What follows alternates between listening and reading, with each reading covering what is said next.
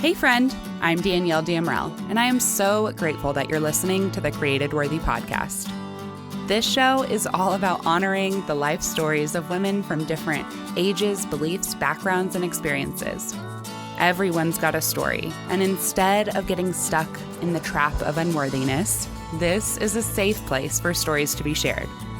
On this show, we chat about the transformative power of creative processing too, and how we can utilize our God-given creativity with intention to heal, grow, find joy, create simplicity in the midst of our chaotic lives. So pull up a seat at our table because we are all created worthy. Hello, welcome back to the Created Worthy podcast. Today, I'm joined by another worthy warrior, Stephanie Smout. Stephanie is a woman of passion and unwavering determination who believes in living authentically and with purpose. Her conviction led her to pivot from climbing the corporate ranks to founding her own business, dedicated to empowering fellow entrepreneurs to build low-tech websites to improve their visibility, credibility, and profitability. She is wholeheartedly committed to helping others establish a strong online presence that contributes to their growth and success. Stephanie is a marketing strategist at heart who now primarily focuses on websites. She founded the Clicks and Tricks Academy and has the cutest little paper clips. That's right. And that is a digital course. Clicks and Tricks Academy is a digital course and community that supports entrepreneurs who want to DIY their websites, with the goal of making technology easy and accessible, ensuring entrepreneurs have the support they need to shine online. Stephanie is also a best-selling author and speaker, a proud French-Canadian, loving wife, and mother of three. She cherishes her journey as an online business owner, which grants her the flexibility to fully embrace the joys of family life. Away from the entrepreneurial hustle, Stephanie unwinds by running, reading, and traveling, three hobbies that provide the rejuvenation needed to continually innovate and stay creative. She strongly believes that physical exercise, intellectual growth, and disconnecting from the daily grind is the most conducive to staying creative and inspired, while also allowing her to be her best self for her family, friends, and clients. I have had the absolute privilege of getting to know Stephanie this year, as she was another one of the authors of the book Living All Out. And we worked together on her life story and really even just some business strategy, and eventually grew to become friends as well. Yes, absolutely. So I am so honored to have you here today, my friend. Thank you for joining us on the Created Worthy podcast. And I can't wait for my listeners to hear even more about your real life story. Well, thank you, Danielle. It's great to be here, and thank you for having me. Of course. Okay, so we are going to talk about your life today and the who behind what you do. So you are a digital marketer, Yes. digital marketing strategist. You help people all the time. You've started speaking this year. You've had a really exciting year in business. But I want to know about who you are. So can you take me back to the beginning? Where did you grow up? What was life like for you? Paint us a picture of your life in French Canada. Is that what I'd call it? Yeah, French Canada. Yeah, the French-speaking part of Canada, so the province of Quebec. I grew up in a small town about an hour away from Montreal. French-speaking town. Grew up in a French-speaking family. I didn't start speaking English until I was about 12 years old, actually. But yeah, it was a good life. I had a good childhood. Grew up with an older brother and a younger sister who I'm still very close to today. And our kids are growing up to be close as well. So that's really nice to see. And I grew up figure skating, actually. That was kind of my passion. And I did it, I think I started at the age of 4. And I skated and competed until I was about 18 years old. And that was a huge part of my life for a long time. So when I stopped figure skating, I mean, it was a bit of a bit of a heartbreak for me. I always say it was like my first heartbreak, really, because that was such a big passion and a big part of growing up. My friends were in skating. My life pretty much revolved around going to school or going to the arena, and that was Yeah. about it. Yeah. You know those what movie is it? Like uh it's all about I and the life of an ice skater. I feel like it's a Disney movie. Oh Oh, gosh. there's a I few of them. The but they cutting edge or yeah, something like something that. like Yeah. that. But they show like how intense a Mm, figure skating life is, like where you're in the gym or in the on the ice early, yes. you're going there after school. Is that how it was in real life for you? Yes, actually it was. It didn't start out that way, obviously, right? It started more as Yeah. a, hobby, something we would do when we were kids on weekends and things. But over time, I grew to love the sport so much. I wanted to compete. And so that required a lot of trainings. And around I guess around the age of 12 or 14, then I started doing it even more seriously. So I would train during the school year, I would train in the mornings prior to going to school, wake up very early. My mom had the energy and dedication to take us to the rink really early in the morning. So we could at least be on ice for an hour before our day started, essentially. Wow. Yeah, she would even drive us. I think it was a 45-minute drive to get to the rink. That's where my coach was. So that Oh that my explains the long drive. goodness. Yeah.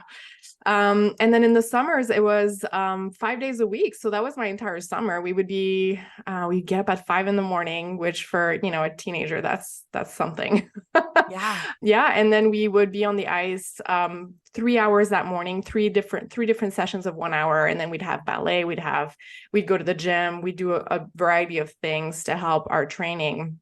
And at the time, I had my friends in school didn't really understand why I was doing all this. It's okay to have a passion, but this seemed like it was kind of taking over my life. But skating was my life. It was my passion. And I never felt like I was missing out on any summers because I spent my summers with my friends on ice, right? So, Mhm. on the ice. So yeah, and it taught me so much, right? Like looking back, I never made it to the Olympics, although that would have been a great dream come true. That wasn't the case for me, but I took away so much from my years in figure Yeah. skating, the And I'm sure that discipline. that's I, exactly what I was going to say. The yeah, discipline, it had to have instilled that, like, yes, discipline has a purpose, right? I think for a lot of kids, especially now in this modern age, yeah, discipline has become just immediately associated with punishment, whereas the purpose of discipline is actually it's functional, right? Like having discipline is what helps us to develop habits and helps us to overcome the harder challenges yes. that feel impossible. And Hmm. you did that over and over. I Yeah, do know a little bit of your story, so I sure. would love for you to talk a bit about how I know, was it you were like 12 years old or something when you Yeah, moved the first time? Is that that's right. and you Yeah. chose this. So yeah, tell us a little bit about that story. Yeah, so when I was writing my story and having you help me, I tried to identify some of the moments in my life where I decided to do things differently. That's kind of been a common theme in my life.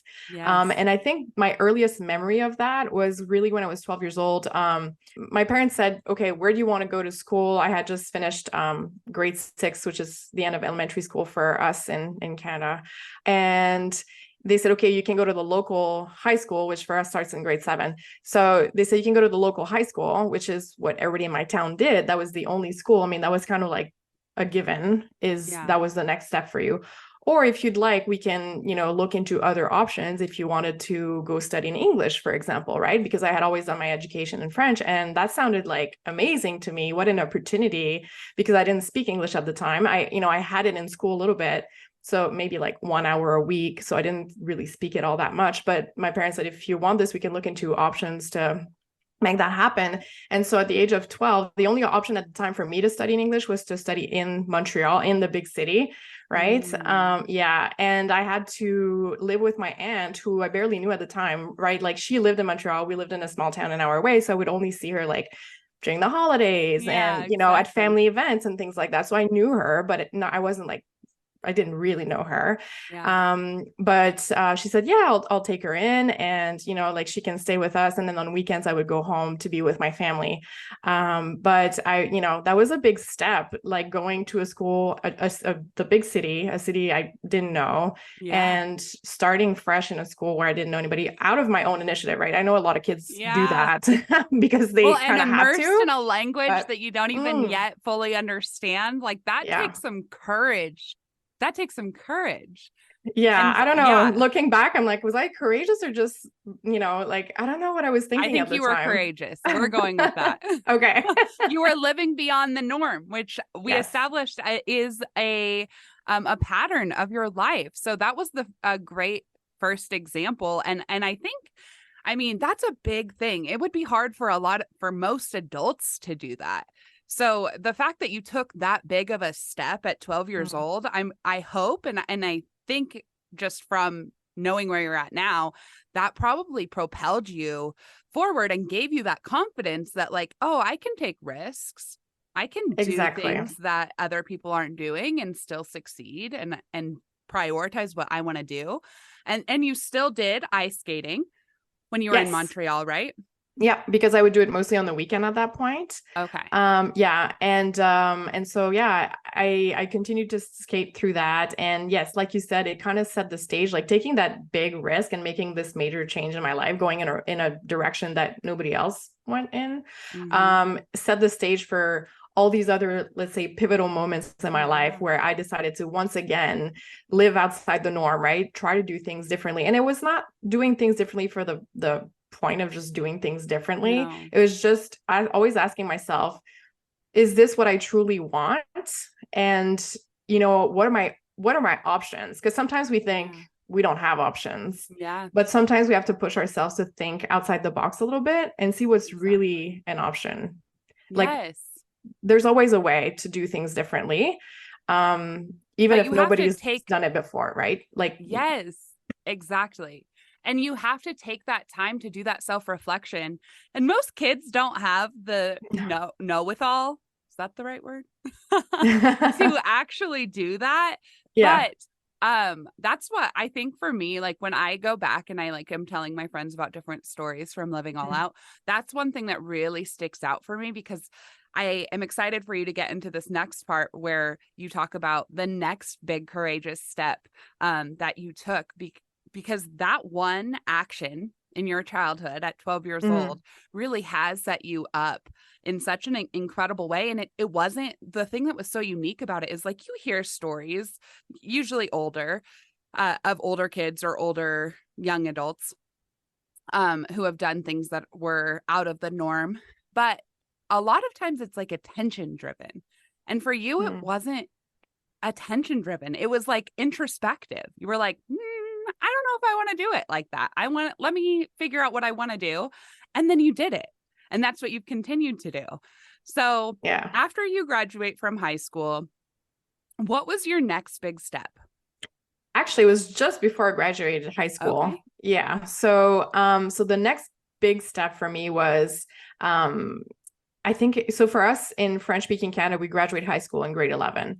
So in that Oh. last year of high school, my parents once again said, well, skating is such a big part of your lives now, not only for me, but for my younger sister as well.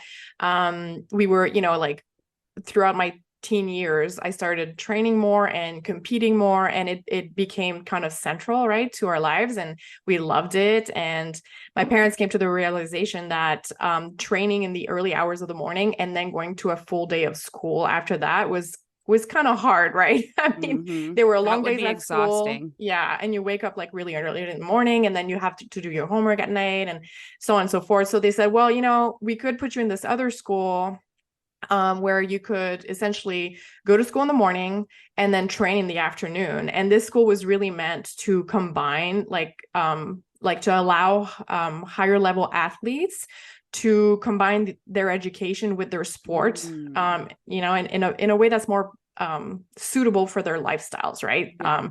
And so again, the discipline came into play here because with half of your day in class, you had to make up for that time you weren't in class in a different way. So Yep. there was a lot more schoolwork.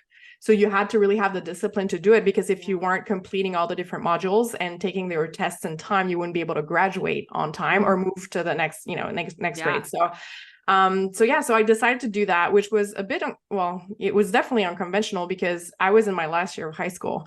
So I was literally choosing to leave all my friends behind in this like big final year for us, where we have prom and graduation and all these different like big moments, like life defining moments. And I was about to give all of that up for my passion, which was figure skating. Right. And was it worth it? Right. A lot of people even ask me today, like in hindsight, like, okay, you didn't make it to the Olympics. So do you see that it was not the right decision? And I say, no, it was the right decision for me at the time. I still feel like this was perfect because it gave me exposure to different opportunities and kind of put my life on a different path that what it would have been if I hadn't made that decision. Right. Things would have looked very different, not in a bad way, but I was just, I would have missed out on meeting. I met some really good friends who I'm still friends with today, that are still part of my life. And it's not just about the friendships, but just, again, stepping outside of my comfort zone and like, I don't know, I guess I learned a lot through that 1 year and what came afterwards. Right. So no regrets, no regrets. Yes. No regrets. I was just going to say that. No regrets. Is that? There you go. Yes. Okay. So you finished up finished up high school in a unconventional way. Yeah. You prioritized your sport alongside education. You went to a school that combining your passion with your education was the goal, and you graduated. At what point did you stop figure skating? Or figure out that was no longer something that was sure. It was the year. Yeah, it was not long after that. I think it was about a year or two after that. And just before I started college, it got to the point where then at this point in my life, I had given figure skating my all. It had been my passion for the longest time. And I was just at a crossroads where I had to decide, okay, what's my next step? Can I really keep this up, this amount of training and all this time and energy I'm putting into my sport, and combine that with, my college education, essentially.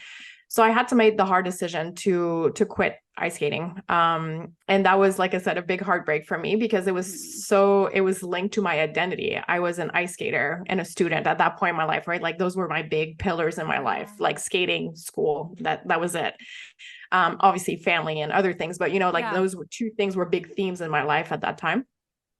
And so that was really hard. But then I found another passion, which was traveling and learning languages was kind of the next thing for me. So for many years, and it still is, I enjoy traveling very much. And do speak several languages. French is my mother tongue, then English, and then I speak a decent amount of Spanish, and my husband's mother tongue is Dutch. So it's very much our house. Yeah.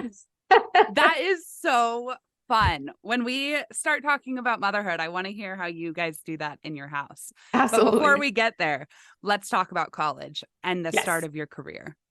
Yes. So I decided to pursue like a business degree, business administration in my undergrad. And then in graduate school, I did international business. So the languages and the traveling, combining, all these things was great. I loved it. I got to do my bachelor's of business administration in French, English, and Spanish. So I had a third of my classes in French, a third in English, and a third in Spanish, which was for me an amazing challenge. Yeah, it was a great challenge. And as part of that was an exchange program as well, where I got to study 1 semester abroad in Spain.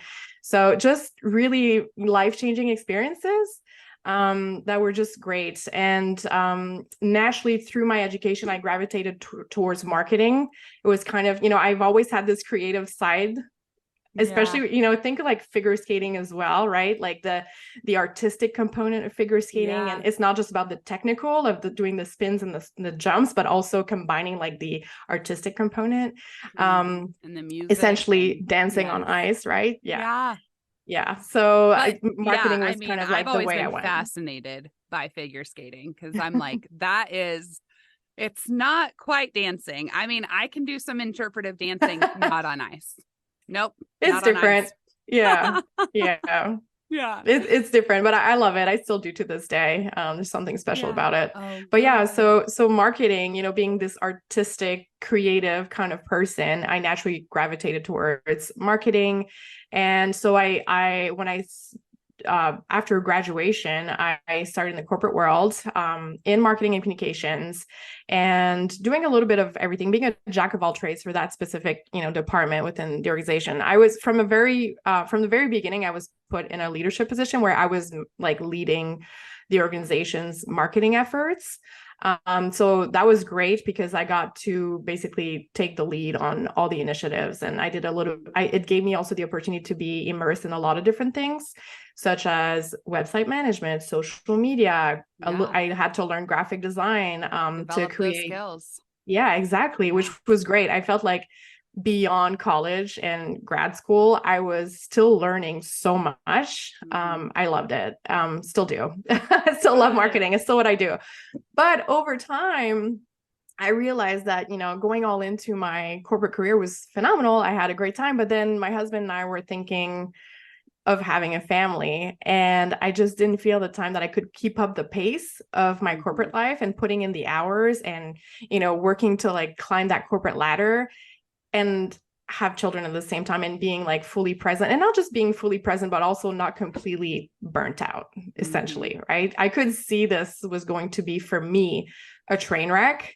And I thought this is another one of those pivotal moments where I have to see what are my options. At that time, it seemed like, well, the normal route would be I, go on maternity leave, or the so-called maternity leave of 3 months and 12 weeks, and then go back to work right after. And I thought, okay, what other options available to me, right? What else can I do? And at that time, I just felt like, okay, why don't I just start my own thing, right? Take a few months off to really, learn about becoming a mother, because when you have your first child, there's just so much to learn. Right? Like, give myself time to get comfortable with this new life, right? When you bring a baby into your family, like everything changes. With every child, there's a lot of, you have to adapt to your new reality as a family of 3, 4, and now 5. So I decided, okay, let's take a few months off to be with the baby and do this. And then after that, we'll see. And I'll start offering marketing services to people who I know need help. So that's what I did.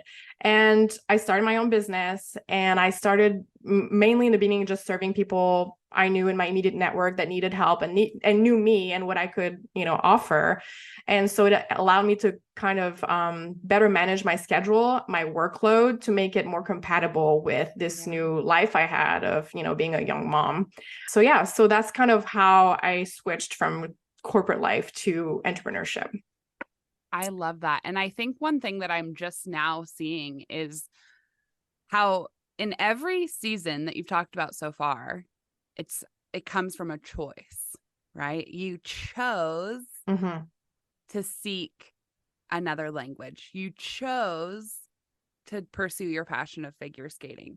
You chose to leave figure skating so that you could pursue your passion, a new passion, and your creativity and your desire to learn about other cultures too. Like when you learn a language, it's never just about learning that language. It's really about learning that other culture. And then you chose to go into marketing because of all of these reasons. It's not like you're just saying that you did this, you did this, you did this without any reason behind it. You continue to say, what are the other opportunities? Like you really contemplated these things, and then you made a decision based off of what you've contemplated. And so in the season that you're now talking about, you chose motherhood. You chose motherhood. And that became your number one passion, which I think is just such an incredible character quality that I just want to highlight is, as human beings, we can have multiple passions. We can be multi-passionate. We can be, entrepreneurs that have different businesses and wear different hats. But at the end of the day, we all have a core desire. And sometimes those core desires change in different seasons, and they should, right? Mhm. Um, but really being able to take the time and do the introspective work and asking yourself, like, what opportunities do I have? What do I really want? What kind of life do I want?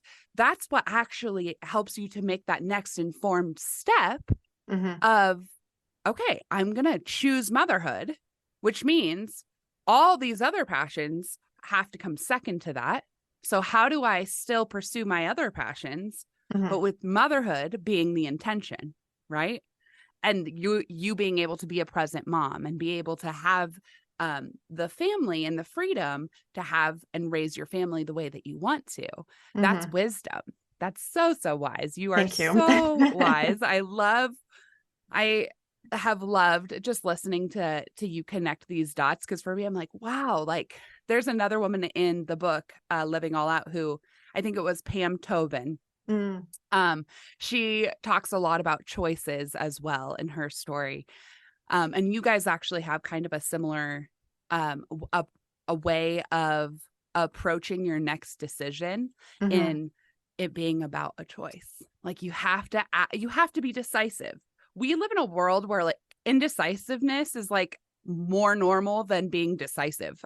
Like there are so many people who just like are, and me included, I've struggled with this. This is something that I've had to like diligently work on, but we're more comfortable with living in this like indecisive place of like, oh, not yet. Or maybe I can make it to that party, or maybe I'll have another kid, or maybe I'll go to college, or maybe I'll try digital marketing, all of these different maybes, but we're holding Mhm. ourselves back from the amount of time that we could be in the yes, I am. In those yes, I am seasons, I am a digital marketer.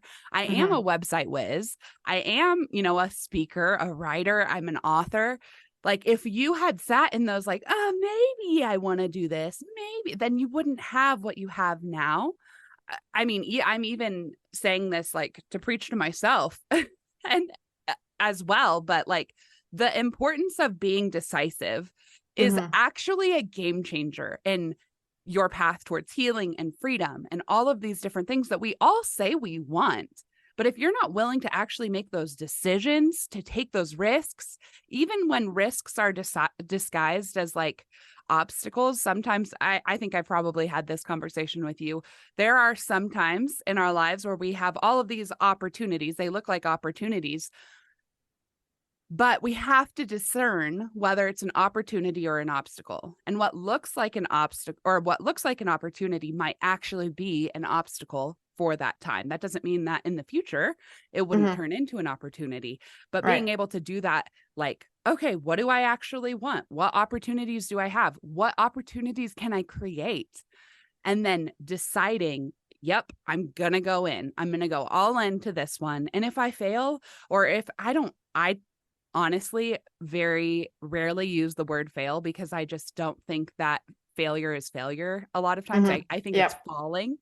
So I say, when you fall, is that a failure? No, no, it's Yeah, not. you're right. I heard somebody, and I can't recall who said it, but you never fail, you learn.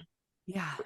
And it's what you do with what you've learned that really matters, and Yes. how you pick yourself back up and pivot, Yeah, right? And I exactly. think going back to what you were saying about opportunity and making decisions, I would take it even a step further and say it's also about taking action.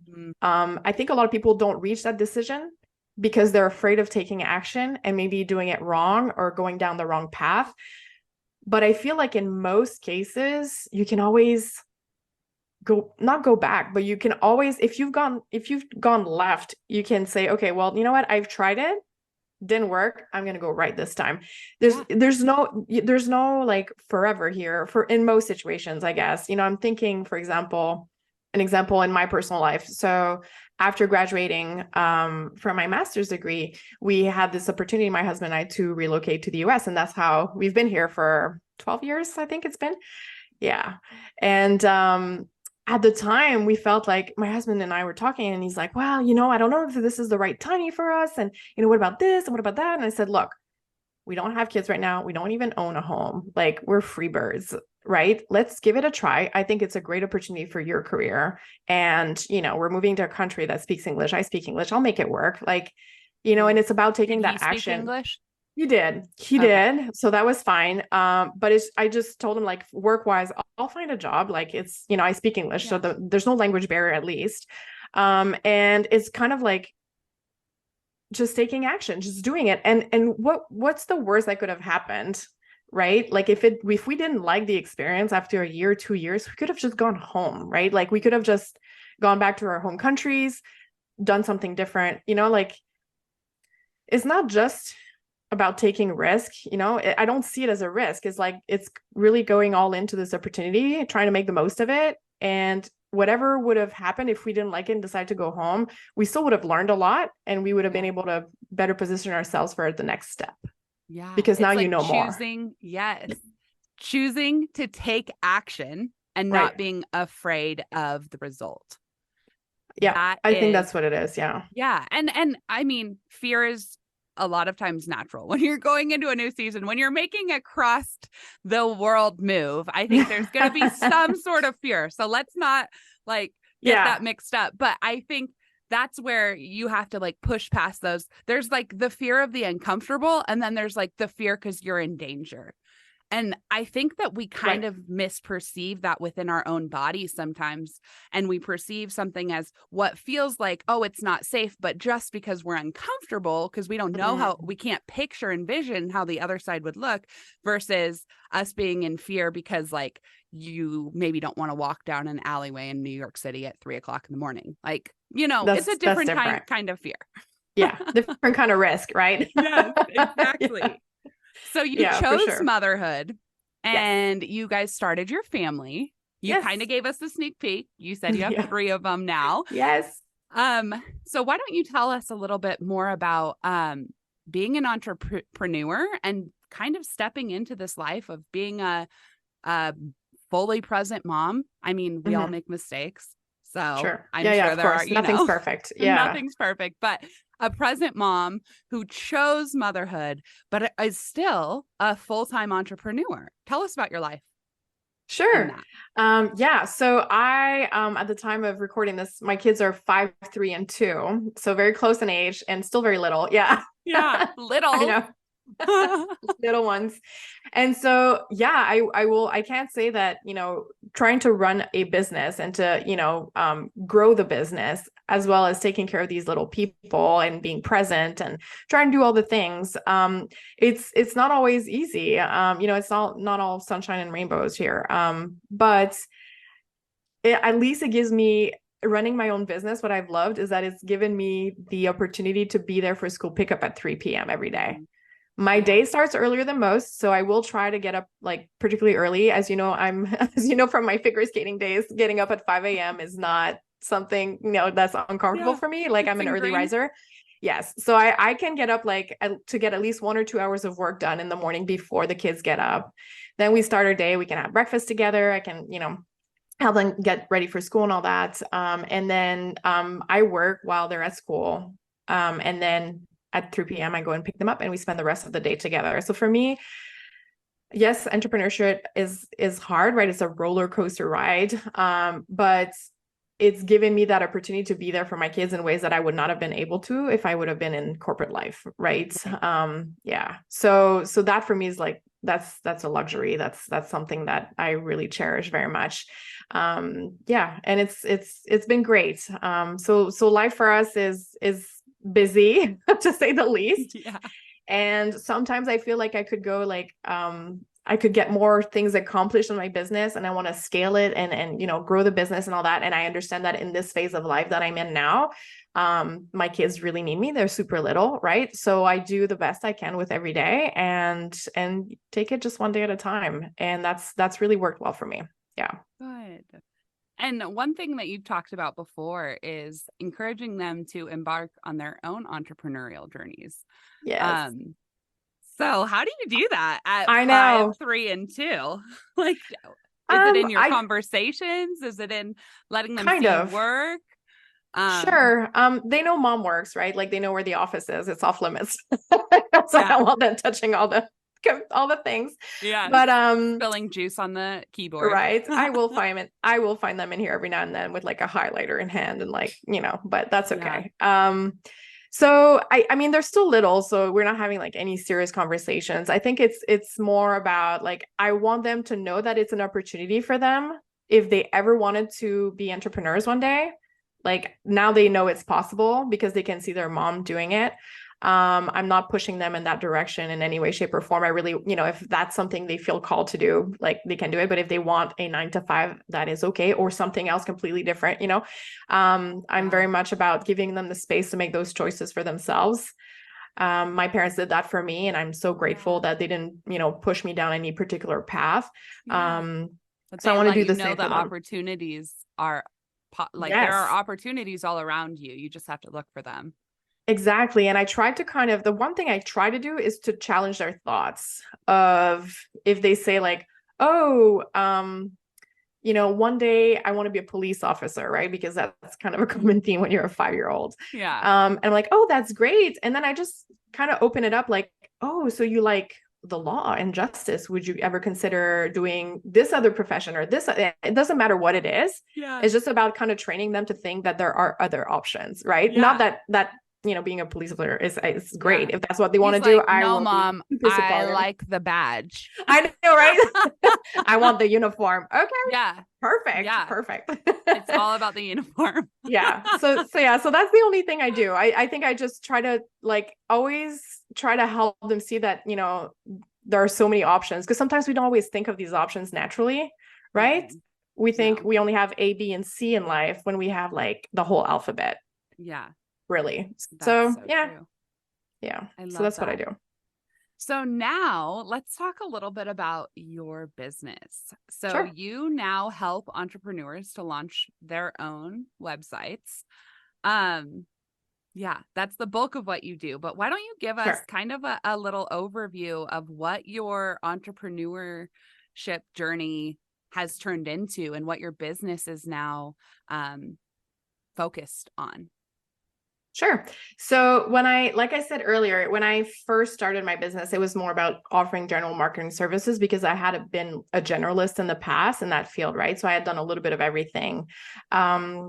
But over time, I noticed that there was this great need for people to help with websites, particularly. And then, I started my business in 2018, and then, come the pandemic, right? And here I thought, oh, well, with all this uncertainty, marketing is going to just die, right? I'm going to have a lot less business because that's the first thing to go when there's any kind of uncertainty, right? If people fear that there's a recession or something coming, marketing is like the first thing out the door. Well, it was actually quite the opposite. As you know, everybody went online. Yeah, everybody went online, whether people were starting their own businesses because they lost their jobs, or, big companies started offering all these other, services they didn't have. Like I know grocery pickup and was it pickup and Target, drive up orders and things like that. Maybe that stuff existed even before, but there was this huge surge in people just going online to get their services that way.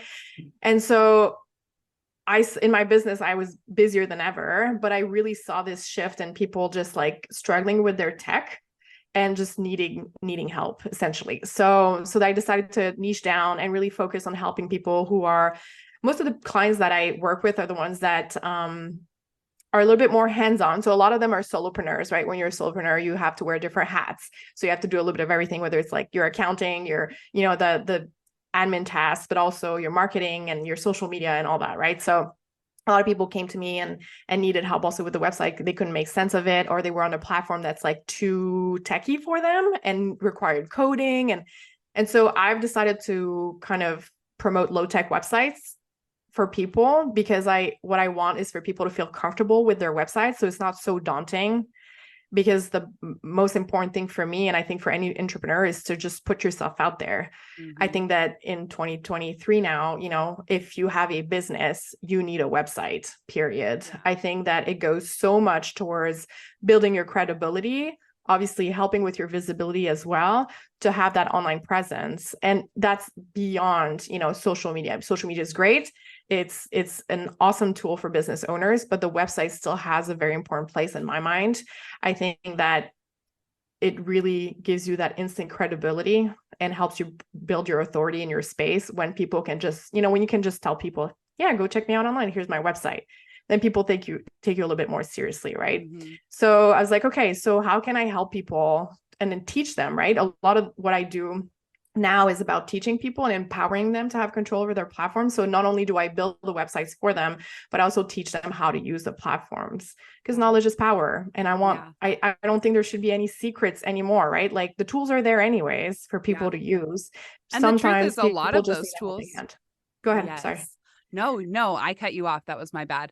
A lot of those tools that you're teaching. So you teach specifically mostly Wix, right? Correct. As a Yes. website host, but a lot of those tools on Wix are very similar as Show It or Yes. Go Big Formula, which is a new company that I recently started working with. And that is there when, like you said, knowledge is power. And when you learn that you actually can go and update a page of your website and you don't have to pay someone $600 to just update a few words of a word, a few words or a different, add a new offering. It actually empowers you to continue growing your business as well. Yes. And not just like staying stagnant because you don't know how to do something. Yeah. And you'd be amazed at like how many people have come to me in recent conversations, like even in these past 3 months, a lot of people I've spoken to, they're like, yeah, I offer really great services, but like I'm the best kept secret because nobody knows about what I do. And I'm like, well, do you have a website? Are you on social media? And the answer is no, unfortunately, right? Because they haven't had the right support maybe to get their presence launched.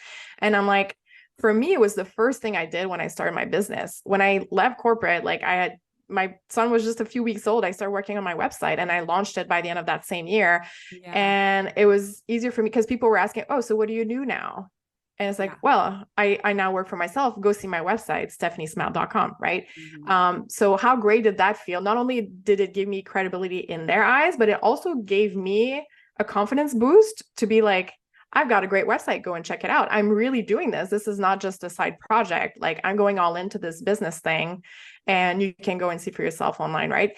So there's something about that, and I felt like if I can help others do the same, then I'm all for it, helping people kind of create their own, like help them in their journey to creating their own business and helping them move forward in that and on their journey. Right. Yes, exactly. And you do such a beautiful job of that. No, empowering people to do the thing, to take action. Yes. Take action, make those decisions. Yes, absolutely. So Stephanie, you know me, I always have to talk about creative processing. Yes. And there were a lot of times over this last year when we were doing the book writing process and I was facilitating different workshops and trainings where we would set a prompt, an intention, to either write your bio or do editing or, different parts of the process. And I asked you what your primary creative processing methods were. And you gave me kind of an interesting answer and also so fun. You said, I love to listen to Christmas music when I'm stressed or feeling overwhelmed, even when we are in the middle of summer. That is exactly like my daughter. She falls asleep to Christmas music all year round. Oh, I love it. She's my person. Yes. That's awesome. And then you also said, but mostly for me, breaking away from the daily grind to try something new or go somewhere new or travel gives you the space to think clearly, stay creative and set an intention. And I just wanted to talk about that for a minute or two, since, as you know, creative processing is activating your creative mind to process a certain intention. It's simple. I've made it much more complicated in the past, but it is very simple. It's just pairing your creativity with intention. And sometimes, as you kind of alluded to, it is hard to even develop an intention when you're spinning, when you're feeling like you're just trapped in that daily grind, when you're getting close to that place of burnout, or maybe something's happened where you feel unheard or unseen, or something comes in and blinds you. And so your mind's just kind of spinning. And as entrepreneurs, most of us have busy minds anyway. So slowing down enough to say like, okay, how do I even want to create? Or like, what is an intention? I get to that point sometimes where I'm like, oh my gosh, I don't even know what an intention is. And I think that's why creative processing is such an incredible tool for both healing and growth, Right. is because it just gives you some framework on how to start thinking about that when your mind is really busy. That's when it's the most helpful. So we use the prompt. The purpose of enter your creative method is to process, enter your certain intention. So I am going to kind of put you on the spot here. Okay. And I'm going to ask you to frame any one of your creative methods into this prompt, put it into this prompt with an intention, just to give an example to the listeners, because I usually do this for my guests, but you've gone through my process enough. I think that you can give a good example of how you can use creative processing to help slow down your mind and set that intention. So yeah. All right. I'm happy to do it. Can you repeat the prompt? yes, And then the purpose of enter whatever your creative method is to process, enter your intention. So the purpose of is to process blank. So I can give you actually a concrete example of what I've done in writing my chapter for the Living Out Loud book. This is a real life story. So there you go. It doesn't get better than this. Yeah. So I don't know if you recall, but when it came the time to write our chapters, I remember, I think you told us we had a short deadline to get it done. And I thought, oof, imagine me like with 3 little kids at home, obviously life is busy and there's never a dull moment and we're always going. And so it's hard to for me to be able to really set the time aside to write this chapter. I needed to step away, right? I needed to take myself out of the equation, so to speak, find a quiet place. When I talk about like disconnecting from the daily grind, that's what I mean, right? Like I don't think I would have been able to sit at my office desk and just write it out with all those to-do lists surrounding my computer, all the post-it notes. So what I did, and my husband thinks it's like the weirdest thing, but for me, it worked. So the purpose of stepping away for a weekend actually was one evening. I booked a room at a hotel in about 15 minutes away from the house. So like really close. Yeah. But I said, okay, I'm going to check myself in and I'm going to write the chapter. Yes. So the purpose of stepping away from this busy life is to write my chapter and process my life story, because that's what I was doing when I was writing my chapter. So again, it's about stepping away from the daily grind, right? It's just giving yourself that space to be able to think creatively, which doesn't happen when you're just like surrounded by the busyness. Imagine myself like in my home office, the kids playing in the play area, like, dang, just down the hall. Yeah. Mommy.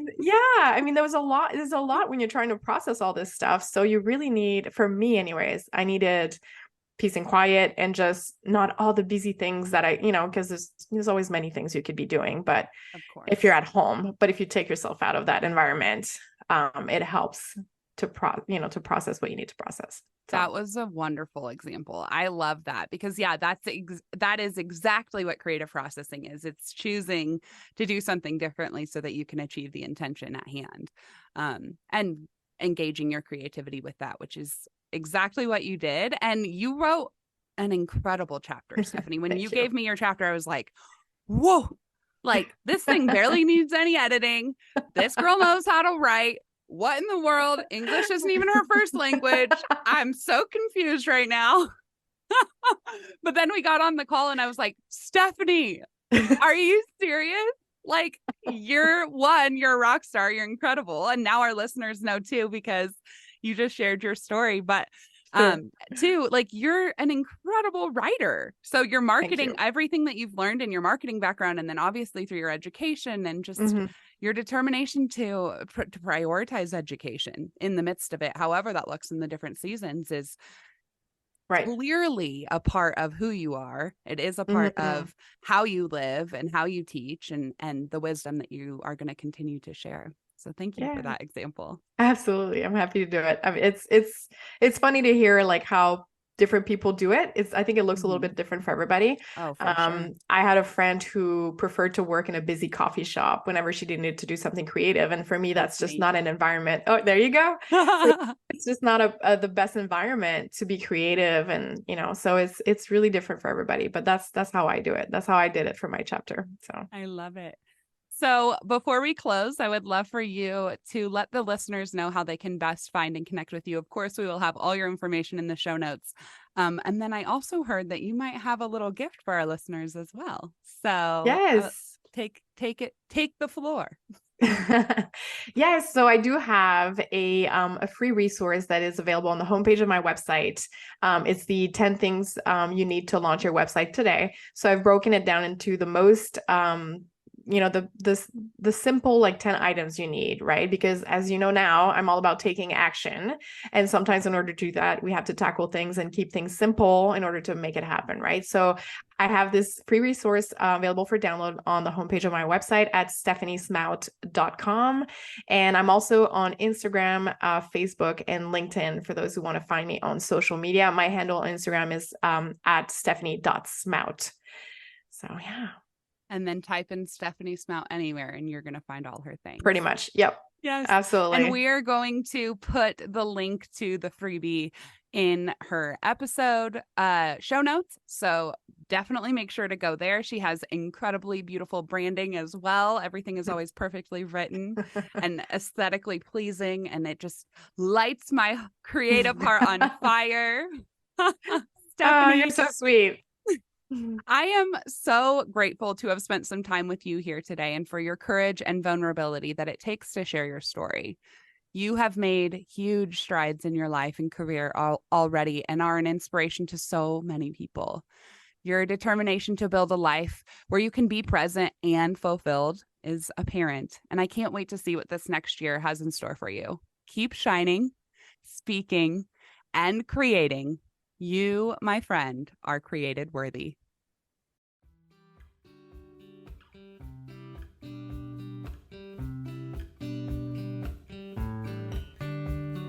Thanks for listening and tuning in to the Created Worthy podcast. I hope that today's show resonated with you, and if it did, can you do me a huge favor and go leave a 5-star review? This helps more listeners find the show, and it expands the reach of the stories and concepts that are shared here. All the links and guest information are in the show notes. And if you're on social media, come hang out with me. You can find the Created Worthy podcast on both Instagram and Facebook, or come follow along with my personal IG page, where I just share more about the real, sometimes messy life of your fellow worthy warrior. Can't wait to talk to you soon, friend. And don't forget, we are all created worthy.